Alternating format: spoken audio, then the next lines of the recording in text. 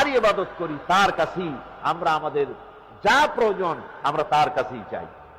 আল্লাহ রাব্বুল আলামিন বলেন, হযরত ইব্রাহিম আলাইহিস সালাম প্রশ্ন তুললেন তাদেরকে, قال هل يسمعونكم إذ تدعون, তোমরা যখন ওদেরকে ডাকো তোমাদের ডাক কি ওরা শোনে?